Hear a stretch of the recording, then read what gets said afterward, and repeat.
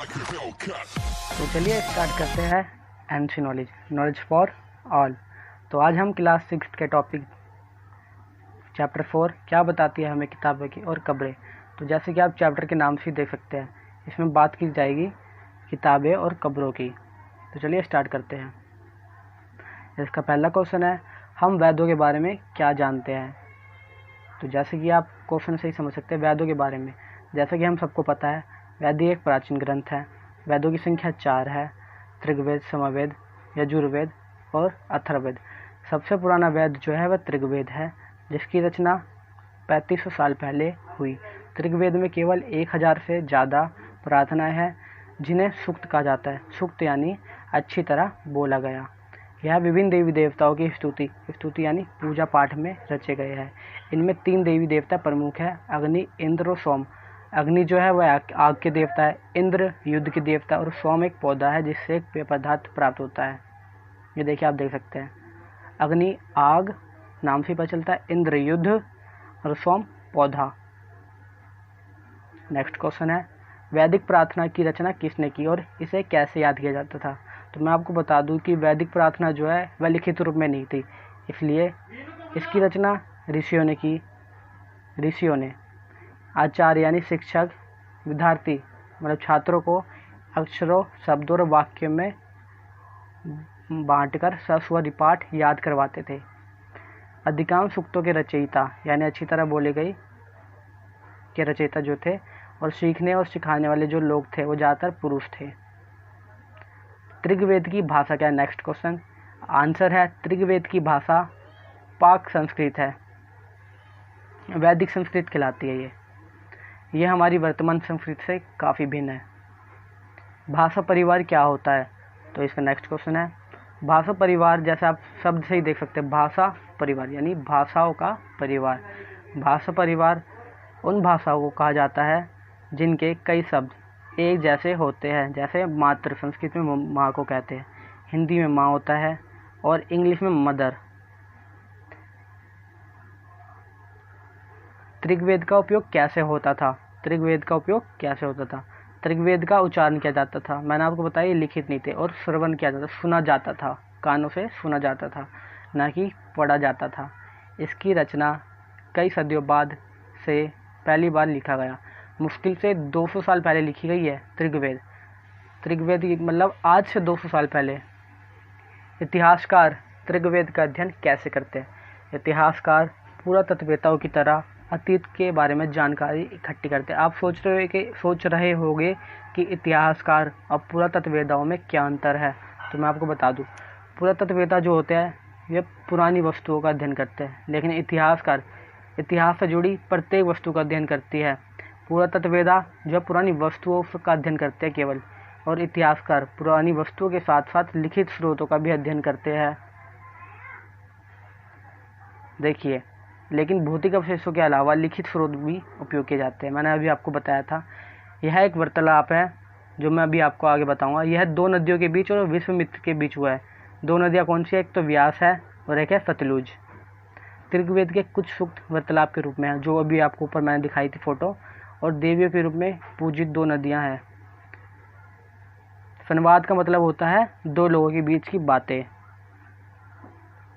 उस समय के मवेशी, घोड़े और रथ के बारे में आप क्या जानते हैं।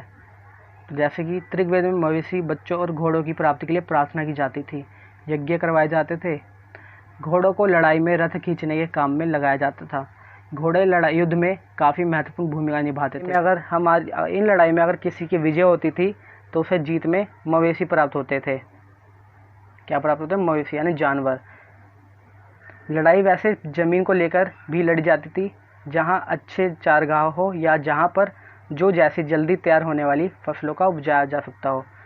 चारगाह जहां पर जानवरों को चराया जा सके और जो जैसी जल्दी उगने वाली फसलें हो। और कभी कभार जो है लड़ाइयाँ पानी को लेकर भी होती थी, पानी के स्रोत। क्योंकि जैसे कि हमने पहले अध्याय में पढ़ा था, पहले चैप्टर में हड़प्पा सभ्यता के बारे में, कि जो सभ्यता ज़्यादातर पानी के पास बसी होती है वह ज़्यादा जल्दी विकास कर पाती है अन्य दूसरी सभ्यताओं से। तो नेक्स्ट क्वेश्चन है, युद्ध से प्राप्त होने वाली धन को किस प्रकार बांटा जाता था। तो चलिए पढ़ लेते हैं। आंसर है, युद्ध में जीते गए धन का कुछ भाग जो है सरदार अपने पास रखते थे, कुछ हिस्सा पुरोहितों को दिया जाता था यानी पुजारियों को, और जो कुछ बचा खुचा हिस्सा बचता था वह आम लोगों में और यज्ञ के लिए रख लिया जाता था। यज्ञ यानी पूजा पाठ के लिए। अब याद पता कर लेते हैं यज्ञ क्यों किए जाते थे। तो इसका आंसर है यज्ञ राजाओं द्वारा अपने साम्राज्य की सुख शांति के लिए करवाए जाते थे राजाओं द्वारा। यज्ञ में घी, अनाज और कभी कभी जानवरों की आहुति दी जाती थी, जिससे देवी देवताओं को प्रसन्न किया जाता था। यज्ञ में जानवरों की आहुति का मतलब है कि जानवरों की बलि दी जाती थी ताकि देवी देवता उनसे प्रसन्न हो सके और उनके साम्राज्य में सुख शांति बनी रहे। ऋग्वेद में जनता या समुदाय के लिए किन शब्दों का इस्तेमाल होता था? ऋग्वेद में आमतौर पर जनता और समुदाय के लिए 2 शब्दों का इस्तेमाल होता था। पहला था जन, जिसका प्रयोग हिंदी व अन्य भाषाओं में किया जाता है। दूसरा था विस, जैसे कि वैश्य शब्द निकला, जो व्यापारियों के समूह के लिए ज़्यादातर किया जाता था। इस टाइम आप कई बार सुनते हो कि दास का यानी गुलाम, लेकिन उस टाइम दास का अर्थ कुछ और होता था। तो चलिए देख लेते हैं। जिन लोगों ने प्रार्थना की रचना की वह कभी कभी खुद को आर्य कहते थे। मैं आपको बता दूं कि जो राम जी थे वह आर्य समाज के थे, किंतु जो रावण था वह द्रविड़ समुदाय का था। तो जो आर्य समाज के लोग थे वह अपने विरोधियों को दास या दास्यु कहते थे। दास या दास्यु। तो दास्यु वह लोग थे जो यज्ञ नहीं कर सकते थे और शायद यह कुछ अलग भाषा बोलते थे। दास शब्द का मतलब गुलाम हो गया। दास वह स्त्री पुरुष होते थे, बाद में धीरे धीरे दास का शब्द का मतलब क्या हो गया? गुलाम, जो स्त्री और पुरुष दोनों हो सकते थे। उन्हें अपने मालिक की जायदाद माना जाता था, जो भी काम उन्हें मालिक चाहते थे करवा सकते थे। महापाषाण कब्रें क्यों होती थी? तो पहले इसका मतलब समझ लेते हैं। महापाषाण का मतलब है बड़ा, महा का मतलब बड़ा, पाषाण यानी पत्थर, और कब्रें यानी बड़े पत्थर की कब्रें बनाने की प्रथा 3000 साल पहले शुरू की गई। इसमें कब्रों के पत्थर, बड़े बड़े पत्थर लगाए जाते थे करीने से यानी अच्छे तरीके से। यहाँ पर यह प्रथा जो ज़्यादा दक्कन, दक्षिण भारत, उत्तर पूर्वी भारत और कश्मीर में प्रचलित है। तो चलिए, कश्मीर का जिक्र हुआ है तो चलिए हम कश्मीर के बारे में जान लेते हैं। कश्मीर की राजधानी है जम्मू, शीतकालीन राजधानी, और ग्रीष्मकालीन राजधानी है श्रीनगर। और जम्मू कश्मीर के वर्तमान में लेफ्टिनेंट जनरल है यानी उपराज्यपाल है गिरीश चंद्र मुर्मू। मैं आपको बता दूं कि ये जो उपराज्यपाल होते हैं केवल केंद्र शासित प्रदेशों में होते हैं, और जो राज्यपाल होते हैं वह राज्य में होते हैं। उपराज्यपाल जो केंद्र शासित प्रदेश होते हैं उनमें मुख्यमंत्री नहीं होते। तो जम्मू कश्मीर की पक्षी का नाम है सारस, राजकीय पक्षी। राजकीय पशु हंगुल, राजकीय वृक्ष जो है चिंगार। प्रमुख नदियों के बारे में जान लेते हैं, सिंधु, झेलम, चिन्नाव। और राजकीय पुष्प जो है कमल का पुष्प। तो नेक्स्ट क्वेश्चन है, मृतकों के साथ कब्रों में क्या दफनाया जाता था? जैसे कि हमने पहले के चैप्टर में भी पढ़ा है कि पुराने ज़माने के लोग ये मानते थे कि मृत्यु के बाद भी जीवन होता है, तो वह मृतकों के साथ चीज़ों को दफनाया करते थे। तो देख लेते हैं। मृतकों के साथ काले लाल मिट्टी के बर्तन होते थे।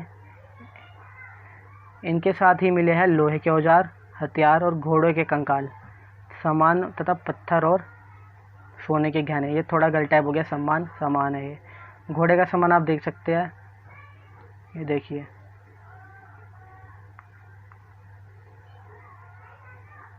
ये कुल्हाड़ी है। ये चित्र जो है थोड़ा ऊपर नीचे हो गया, उसके लिए माफ़ी चाहूँगा, सॉरी। नेक्स्ट क्वेश्चन है, लोगों की सामाजिक असमानताओं के बारे में कैसे पता चलता है? तो इसका आंसर सामाजिक असमानता, याद रखना, सामाजिक असमानता। जैसे आज भी समाज में असमानता देखने को मिलती है। सब लोगों की सामाजिक समानता के बारे में पता करने के लिए कब्र में मिली चीज़ों की तुलना की जाती थी। मान लीजिए एक कब्र में कुछ अलग चीज़ मिली और दूसरी कब्र में कुछ अलग चीज़ मिली है, तो इनके आपस में तुलना की जाती थी। जैसे कि यहाँ देख सकते हैं, एक कब्र में तो 33 सोने के मनके मिले हैं और शंख मिले हैं, जबकि दूसरी कब्र में, कंकाल की कब्र में, केवल कुछ मिट्टी के बर्तन पाए गए हैं। यह दफनाए गए लोगों की सामाजिक स्थिति की भिन्नता को बताते हैं। कुछ लोग अमीर थे, कुछ लोग गरीब, कुछ लोग सरदार थे, तो कुछ लोग अनुयायी यानी उनको मानने वाले। नेक्स्ट क्वेश्चन है, क्या कुछ कब्रगाह एक खास परिवार के लिए थी यह कैसे पता चलता है? कभी कभी महापाषाण में एक से अधिक कंकाल मिले हैं, मतलब एक ही जगह पे कई सारे कंकाल मिले हैं। शायद एक ही परिवार के लोगों का ही एक स्थान पर अलग अलग समय पर दफनाया गया था। बाद में मरने वाले लोगों को पोर्ट होल के रास्ते कब्रों में लाकर दफनाया जाता था। पोर्ट होल कब्रों के बीच में बनाई गई एक ऐसी जगह होती थी जहाँ से कंकाल को कब्रों मृतकों को लेकर आया जाता था और दफनाया जाता था। इनके ऊपर गोलाकार पत्थर यानी गोल पत्थर और चट्टानें रखी जाती थी चिन्ह के रूप में, मतलब निशानी के रूप में। इमान गांव, तो चलिए पता करें। नेक्स्ट क्वेश्चन, इमान गांव में कृषकों का निवास कब से कब तक था? इमान गांव, तो पहले इमान गांव के बारे में जान लेते हैं। इमान गांव जो है भीम की सहायक नदी घोड़ के किनारे एक जगह है। ये 3600 साल से लेके 2700 साल पहले रहते थे। यहाँ वयस्क लोगों को कब्रों में सीधा दफनाया जाता था, मतलब उनके जो सिर होता था वह उत्तर की तरफ होता था और पैर दक्षिण की तरफ। आपको एक चीज़ एक्स्ट्रा बताना चाहूँगा कि हिंदू माइथोलॉजी के अनुसार जो दक्षिण होता है उसको यमराज की दिशा मानी जाती है, इसलिए कहा जाता है कि हमें कभी भी दक्षिण में सिर करके नहीं सोना चाहिए। शायद खान पान और हो दफना एवं सब के पास रख दिए जाते थे। नेक्स्ट क्वेश्चन है, हम कैसे पता लगा सकते हैं कि कंकाल किसी पुरुष का था या स्त्री का? ये बहुत ही अच्छा क्वेश्चन है, इसको आप अब एक कॉपी में नोट कर लेना। अगर मेरे से हो सकेगा तो मैं आपको PDF भी अवेलेबल करा दूंगा। तो इसका आंसर है, कंकाल का लिंग पहचानने के लिए सबसे बेहतरीन तरीका था कूल्हे की हड्डी की जांच करना। क्योंकि महिलाएं बच्चों को जन्म देती है, इसलिए उनका कटी प्रदेश यानी कुल्हा पुरुषों से ज़्यादा बड़ा होता है। तो आशा करता हूँ आपको वीडियो अच्छी लगी हो। अगर आपको वीडियो अच्छी लगी हो तो इसका टारगेट ज़रूर पूरा करें। आज का हमारा टारगेट है 100 लाइक्स। एंड चैनल को सब्सक्राइब एंड वीडियो को शेयर, लाइक और कमेंट ज़रूर करें। Thanks for watching.